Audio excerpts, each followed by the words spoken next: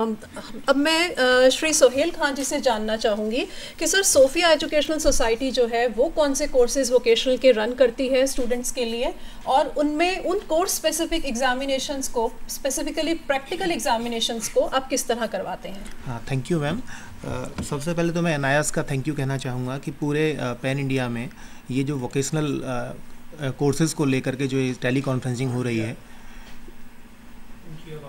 ये tele conferencing को लेकर के जो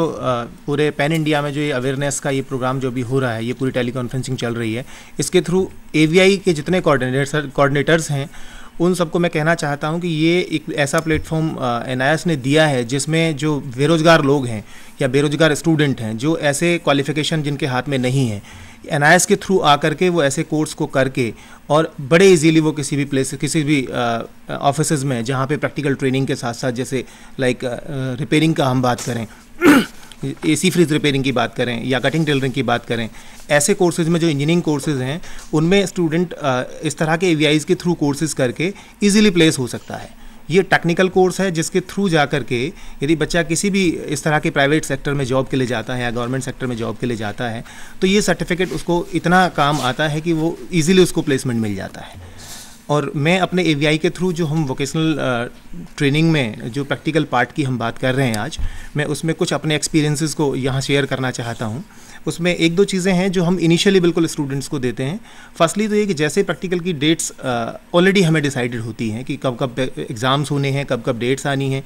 ड्यूरिंग द एडमिशन हम लोग स्टूडेंट्स को वो पूरा प्रोस्पेक्टस के थ्रू हम लोग बता देते हैं। बट मीनवाइल क्योंकि स्टूडेंट जैसे क्लासेस रेगुलर कर रहे हैं, अभी अरोड़ा जी ने बताया था कि कुछ बच्चे ऐसे हैं जो एक साल पेपर देने के बाद में वो पेपर ड्रॉप कर जाते हैं, नहीं दे पाते हैं किसी बहुत सारे रीजंस की वजह से, तो उन्हें नेक्स्ट टाइम इंटीमेट करना थोड़ा सा मुश्किल हो जाता है। इसलिए हो जाता है कि उनका जो कम्युनिकेशन की जो चीज़ें हैं, लाइक फ़ोन हो गया, मोबाइल जनरली चेंज हो जाते हैं, नंबर्स बदल जाते हैं, तो हम लोग क्या करते हैं, हम पोस्ट कार्ड्स के थ्रू उन्हें इन्फॉर्मेशन प्रोवाइड करते हैं, क्योंकि जनरली स्टूडेंट्स के एड्रेस तो सेम ही रहेंगे, नंबर्स चेंज हो सकते हैं, फ़ोन बंद हो सकते हैं, बट ईमेल्स के थ्रू या उस तरह के जो कन्वीनियंस जो और मीडिया बहुत सारे हैं उनके थ्रू इजीली एक्सेसिबल नहीं होती हैं चीज़ें, कभी होती हैं कभी नहीं भी होती हैं, बट पोस्ट कार्ड के थ्रू हम लोग ईजिली कम्युनिकेट कर पाते हैं और स्टूडेंट को डिलीवर भी हो जाती हैं, उसका रिजल्ट हम बहुत आसानी से देख पाते हैं। तो उस पोस्ट कार्ड्स के थ्रू स्टूडेंट्स को इन्फॉर्मेशन मिल जाती है, they can contact to us very easily, और हम उन्हें बाकी चीज़ें जो भी डिटेल्स उन्हें इन्फॉर्मेशन देनी होती है वो हम सप्लाई उन्हें कर पाते हैं।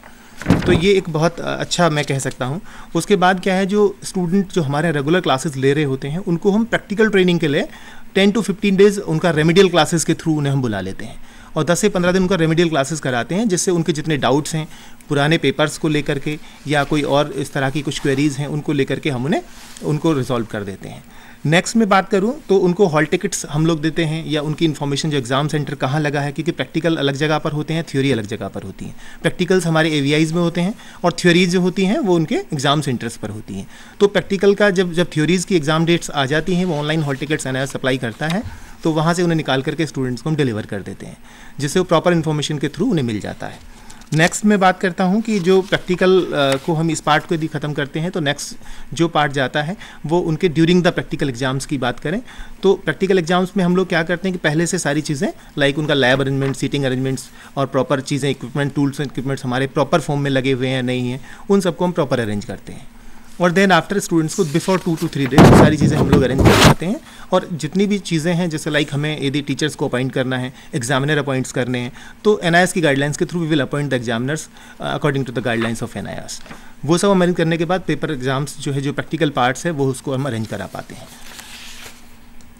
देन उसके बाद जो प्रैक्टिकल एग्जाम्स जो बाकी चीज़ें, जैसे कॉपीज़ का इवैल्यूएशन करना, जो हमारे पास स्टाफ हमने एक्सटर्नल और इंटरनल जो एग्जामिनर हैं, वो एक्सटर्नल एग्जामिनर्स कॉपीज़ अपना वाइवा लेकर के सारी चीज़ें, प्रोजेक्ट फाइल्स वगैरह के थ्रू जो क्वेश्चनिंग उनके साथ होती है, वाइवा होता है, उसको लेकर के वो लोग अपना दे जाते हैं। और देन हम अपने इंटरनल स्टाफ के साथ, इंटरनल ट्रेनर्स के साथ उनको इवेल्यूएट कराते हैं।